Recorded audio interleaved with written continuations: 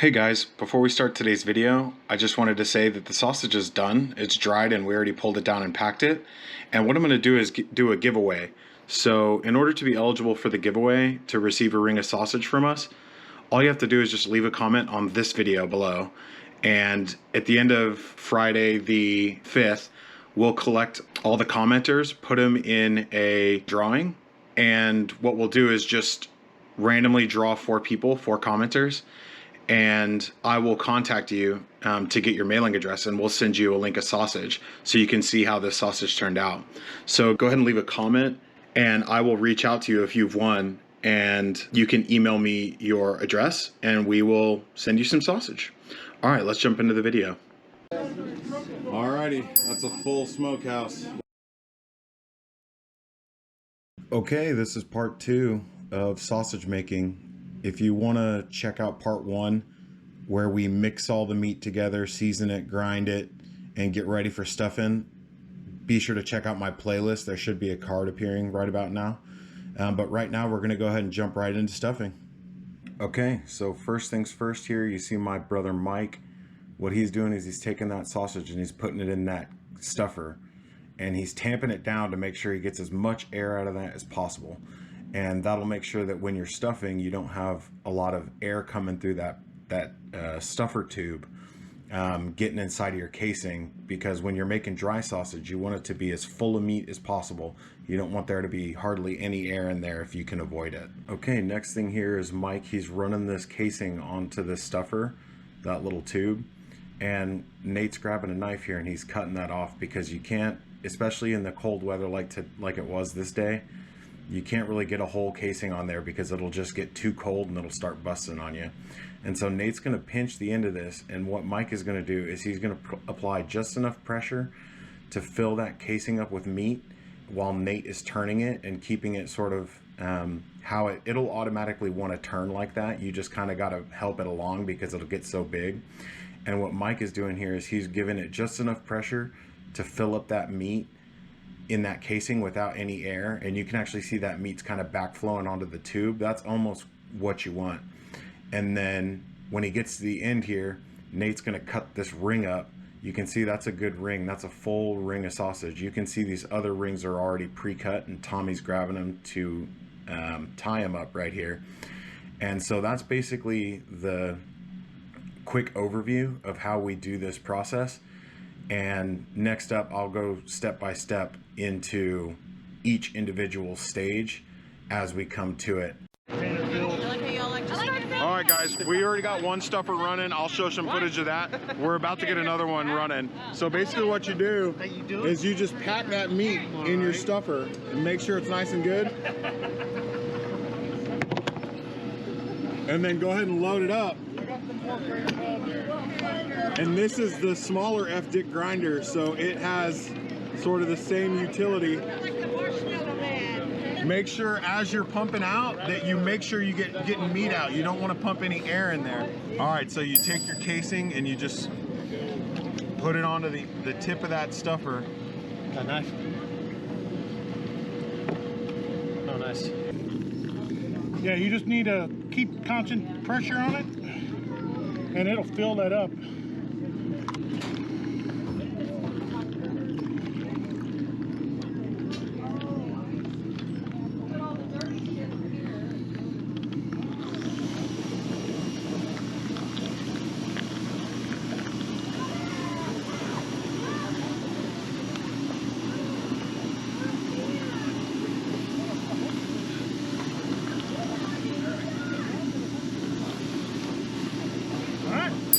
This is crap, so you cut this off here. So cut that off. A little bit closer to the sheet. Yeah, you don't gotta waste so much of the sausage. So then you just kind of loop it around, and boom, there's one, so you cut it. It's not an exact science, you just get whatever looks like a good sausage length, boom. Yeah. If you want to make them bigger, you make them bigger. If you want to make them smaller, make them a little bigger than that too, yeah, because so like just loop it around wherever it lands, right there. But also you want to kind of, we didn't really do that one right, because you want to kind of make it to where you don't. Yeah, basically none of that is good now. So yeah, I mean, you can make a little one right here, but then you have a tiny little piece. Yeah. So I mean, you have this one right here, It's kind of worth the shit, but not really. So all of this has to get back thrown I back thought in there. about it and I'm like, All right, so basically you cut off whatever good rings you have right here, and then whatever bad rings, we'll peel the casings and stuff that back in the pot so we can go back to stuffing. All right, so basically we put out like a lot of string. This is all the string we're gonna use. We might have to string 1 or 2 more. I just screw it to the table with a washer, and when I get ready, come around. So basically I just take my string, I loop it over, and I throw like a regular overhand knot on it. Try to show a bigger knot because your hands are pretty big, so on the next one. And then you just jerk against that screw to tighten it down, and then you take the fall off and you throw it in the pot. And then you do the same thing on the other side. I like to tie it almost as close as I can get it, because that way by the time I pull the slack out of it,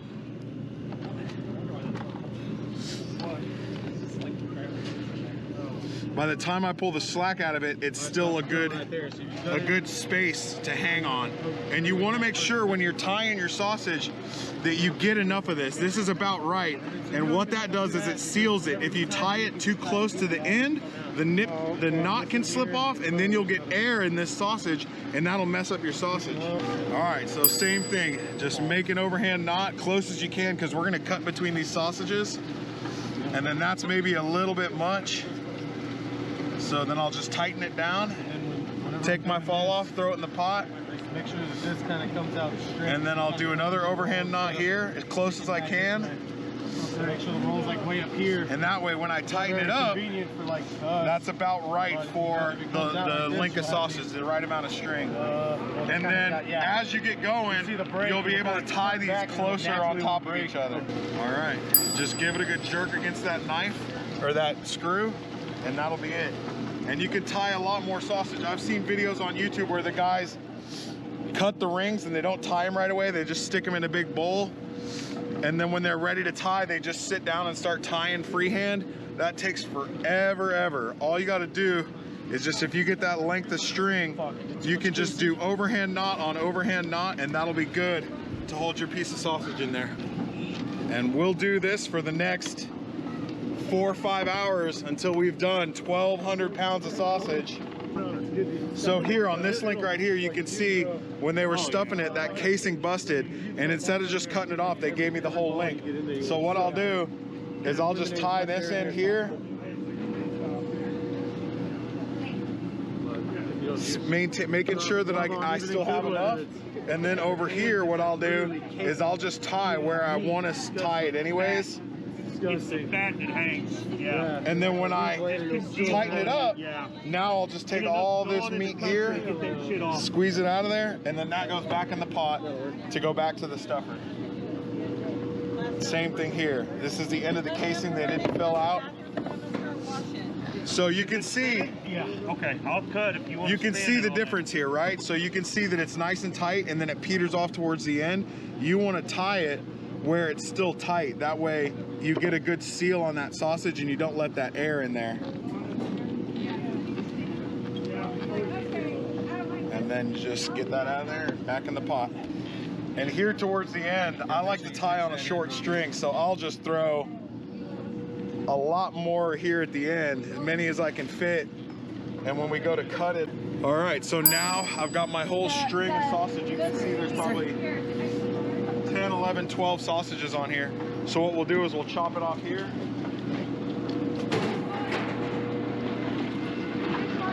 And then we should have a guy down at the bottom that'll come through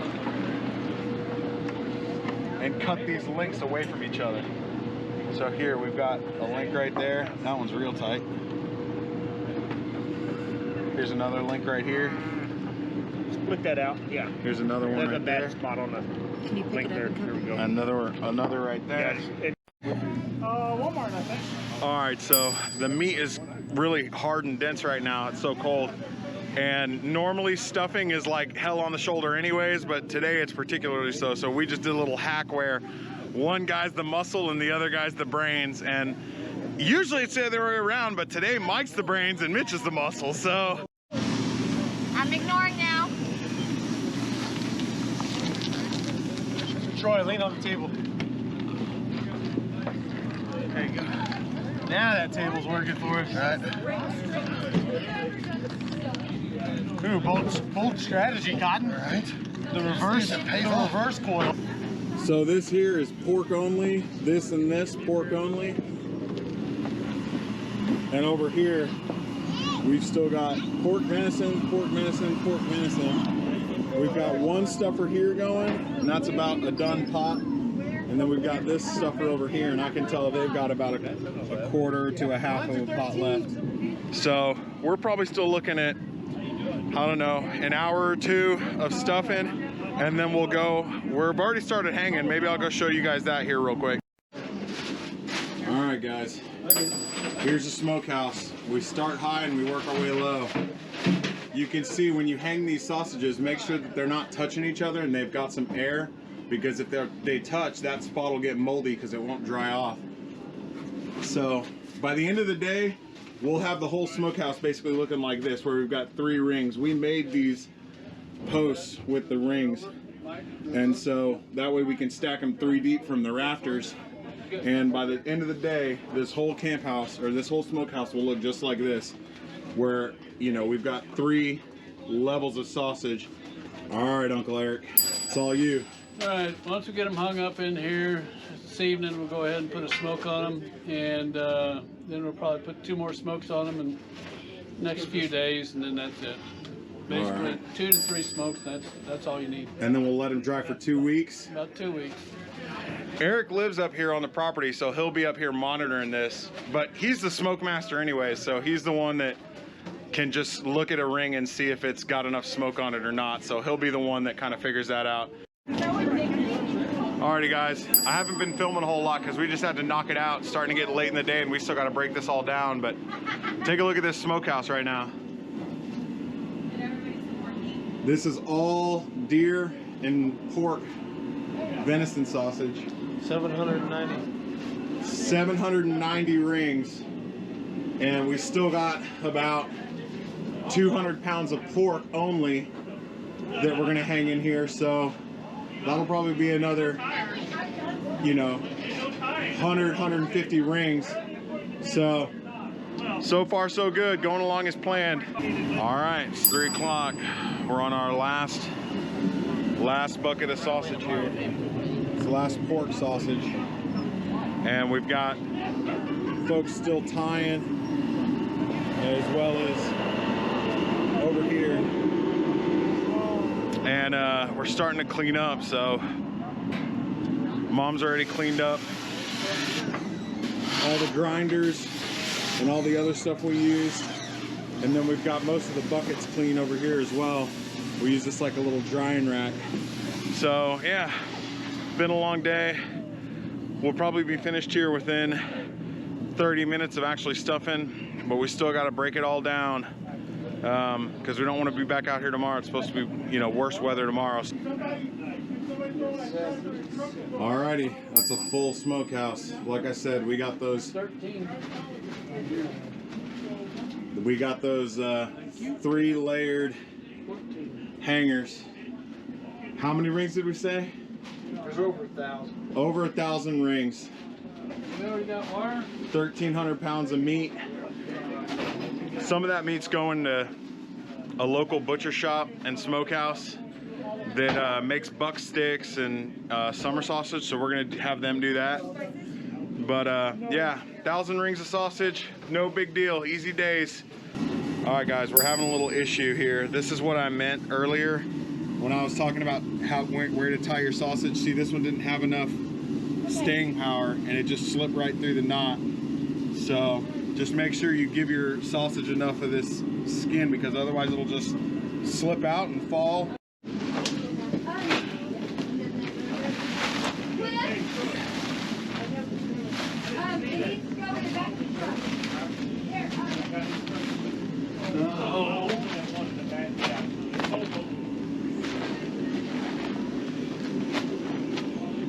Okay.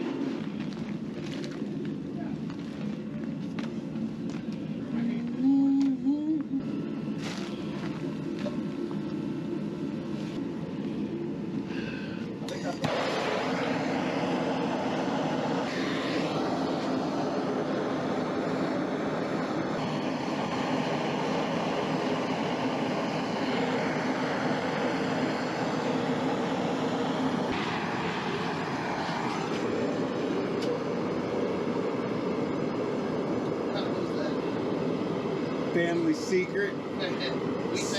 It's apparently it's rotted out elm, and that's how you get that sweetness to it.